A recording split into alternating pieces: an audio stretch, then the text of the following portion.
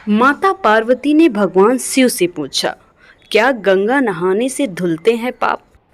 दोस्तों, आइए जानते हैं कि माता पार्वती और भगवान शिव में आखिर क्या संवाद हुआ। उससे पहले आप हमारे चैनल को सब्सक्राइब कर लीजिए और कमेंट सेक्शन में हर हर महादेव लिखना ना भूलें। भवानी शंकरो वंदे श्रद्धा विश्वास रूपिणो यांभा विना ना पश्यन्ति सिद्धा स्वांता स्थमीश्वरम। भावार्थ, श्रद्धा और विश्वास के स्वरूप श्री पार्वती जी और शंकर जी की मैं वंदना करती हूँ, जिनके बिना सिद्धजन अंतःकरण में स्थित ईश्वर को नहीं देख सकते। गंगा स्नान से पापों का नाश होना बताया गया है, परंतु नित्य गंगा स्नान करने वाले लोग भी पाप में प्रवृत्त देखे जा सकते हैं। एक समय शिव जी महाराज पार्वती के साथ हरिद्वार में घूम रहे थे। पार्वती जी ने देखा सहस्त्र मनुष्य गंगा में नहाकर हर हर कहते जा रहे थे, परंतु प्रायः सभी दुख और पाप परायण है। पार्वती जी ने बड़े आश्चर्य से शिव जी से पूछा, हे देव, गंगा में इतनी बार स्नान करने पर भी इनके पाप और दुखों का क्यों नाश नहीं हुआ? क्या गंगा में सामर्थ्य नहीं? शिव जी ने कहा, प्रिय, गंगा में वही सामर्थ्य है, परंतु इन लोगों ने पाप नाशनी गंगा में स्नान ही नहीं किया, तब इन्हें लाभ कैसे हो? पार्वती जी आश्चर्य से कहने लगी, स्नान कैसे नहीं किया? सभी तो नहा नहा कर आ रहे हैं, अभी इनके शरीर भी नहीं सूखे हैं। शिव जी ने कहा, ये जल में डुबकी लगा कर आ रहे हैं, तुम्हें कल इसका रहस्य समझाऊंगा। दूसरे दिन बड़े जोर की बरसात होने लगी, गलियां कीचड़ से भर गई। एक चौड़े रास्ते में एक गहरा गड्ढा था, चारों ओर लपटीला कीचड़ बह रहा था। शिव जी ने लीला से विद्ध रूप धारण किया और दीन विवश की तरह गड्ढे में जाकर ऐसे पड़े जैसे कोई मनुष्य चलता चलता गड्ढे में गिर पड़ा हो और निकलने की चेष्टा भी कर रहे थे और निकल भी नहीं पा रहे थे। पार्वती जी को उन्होंने ये समझाकर गड्ढे के पास बैठा दिया, देखो, तुम लोगों को सुना सुना कर यूं पुकारती रहो कि मेरे पति वृद्ध अकस्मात गड्ढे में गिर पड़े हैं, कोई पुण्यात्मा इन्हें निकाल कर इनके प्राण बचाए और मुझ असहाय की सहायता करे। शिव जी ने ये और समझा दिया कि जब कोई गड्ढे में से मुझे निकालने को तैयार हो, तब इतना और कह देना, भाई, मेरे पति सर्वथा निष्पाप हैं, इन्हें वही छुए जो स्वयं निष्पाप हो।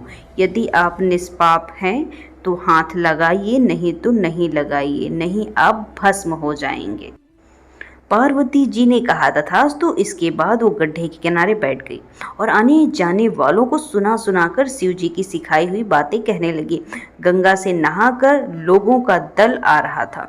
सुंदर युवती को यूं बैठा देखकर कईयों के मन में पाप आया।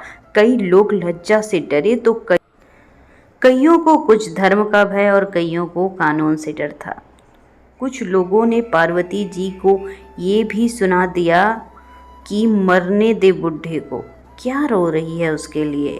आगे और कुछ दयालु सच्चरित पुरुष थे, उन्होंने करुणावश युवती के पति को निकालना चाहा, परंतु पार्वती के वचन सुनकर वो भी रुक गए। उन्होंने सोचा कि हम गंगा में नहा कर आए हैं तो क्या हुआ, पापी तो हैं ही, कहीं होम करते हाथ न जल जाए।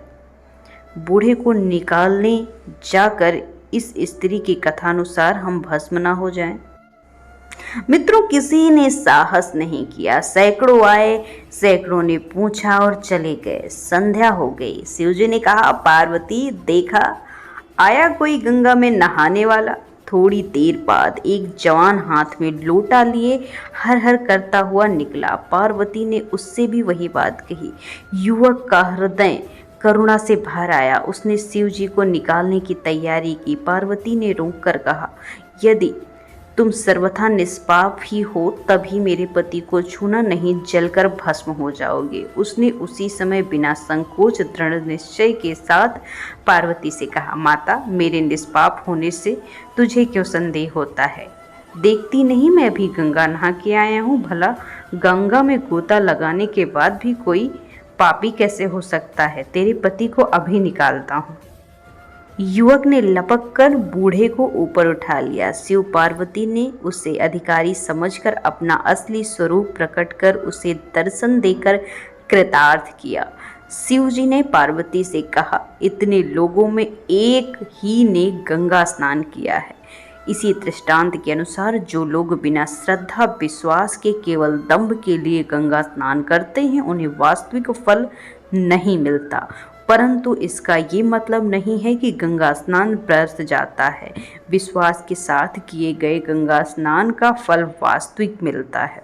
तो दोस्तों, ये कहानी सुनने के बाद आपको क्या लगता है कि गंगा में नहाने के बाद सच में पाप कट जाते हैं? अगर ऐसा है तो कमेंट सेक्शन में हर हर महादेव लिखें, और अगर ऐसा नहीं है तो अपनी राय कमेंट सेक्शन में लिखना ना भूलें। Thanks for watching. जल्द ही मुलाकात होगी एक नए वीडियो के साथ। तब तक के लिए अपना ख्याल रखें, खुश रहें, हंसते रहें, मुस्कुराते रहें।